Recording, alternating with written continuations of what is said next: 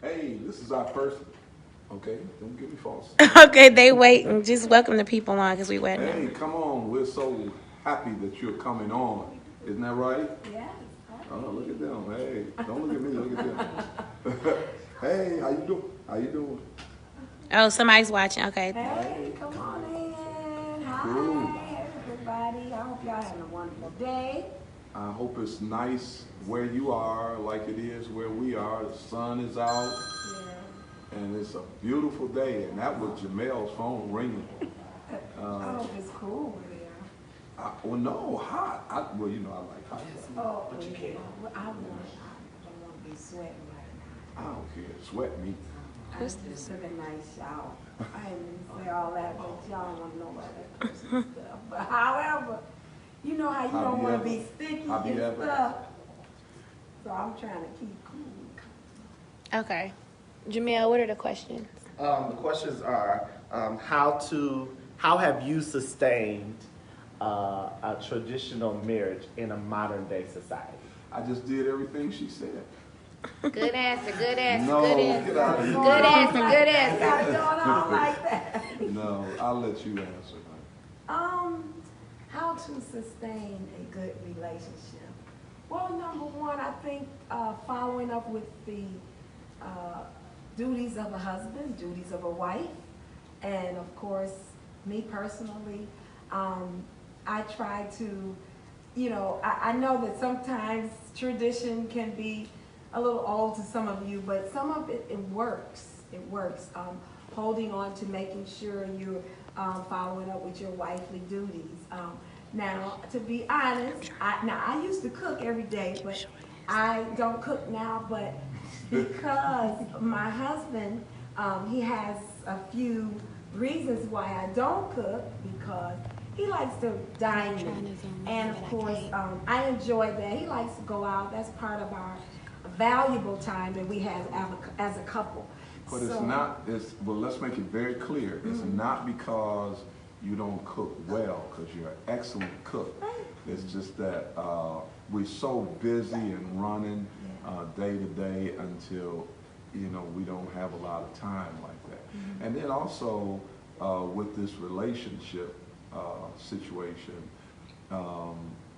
in a relationship, it is so important that I, as the man or husband, make sure that my wife feels secure in the relationship. And that's that can really get deep there. But it's up to me. A lot of times people say, well, I'm not guilty of doing that, so just forget you, get over it. It's not, I shouldn't ever ask her to get over something that's bothering her within the relationship. It's my responsibility to help her get over it. And so that's key too. And that goes vice versa. You got to make your mate feel secure in the relationship. If they feel secure in the relationship, it'll last. Yeah. Another thing is that you've done that well, thank you. Bless you. But however, another thing I think that's good is that when we have our differences, we know that we have a foundation in regards to a relationship. And we refuse to not let anything come between us. So what we do is we bring those differences up and we talk about them. It's so important. Communication is very, very important in a wonderful relationship, a firm relationship, because you have to communicate. When we have our disagreements, one thing I appreciate, Bishop, is that if it's something that I don't like, he'll say, well, I'll come halfway. I have to give you that. And then I'll say, I'll come a third. No. Right. You keep coming. You keep coming. But yeah, that it just helps when we communicate, and as opposed to saying, I don't want to talk about it, or no, I'm walking, walking away. Like I was at first, when we first got married. When we first got married, I have to give her all this credit.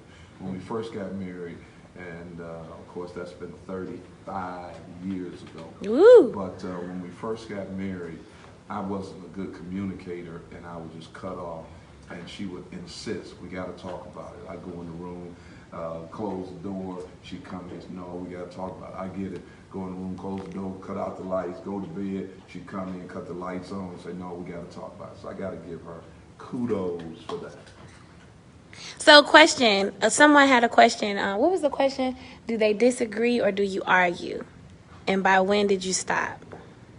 Oh, we have our little moments now.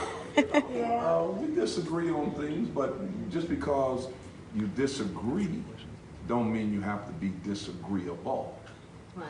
So Agree to disagree. yeah, absolutely. And then do we argue? Every now and then, not often, you know, but we respect each other. We never call each other out our names or anything like that. So we have mad respect for each other. But yeah, we have a few every now and then shouting match. And when she goes there, I just stop. You know. Bishop, you can I ask a question? You talked about in one of the Bible studies or in Real Life Sunday how you escalate and one stops and eventually someone has to compromise. Can you talk about that? Yeah, when you have a difference of opinion, and if you start arguing, you know, this person comes here, then the next person, they got to come back at you here because they got to outdo what you did, and then she got to come back, and then he got to come back, and if somebody doesn't stop, you'll be out the roof. But the Bible says in the 15th chapter of Proverbs, a soft answer turneth away wrath, but grievous words stir up anger. So that's the grievous word thing. But a soft answer where somebody has to just walk away and say, okay, I'll get back with you later on that. Who gives the most soft answers? I do. Here we go, grievous words right here. No, I think we both do. Yeah, I mean, I try to give, I try to simmer it, because sometimes, well, let me just establish this. I have such security in Bishop until I believe in some time, maybe a point that he'll make, but sometimes I disagree. But when I disagree, we go back and forth, but eventually I'll say, okay, let me try it his way. Then if his way don't work, I'll be and pray, and he'll have to come back to me and apologize. Yeah, and then it's not. So you gotta have a prayer life. Okay, and then I'm not always right, and if I'm wrong, I'll admit it. I think that makes a good person all the way around, but it also makes a good leader. A leader has to be able to listen, so you gotta listen. Okay.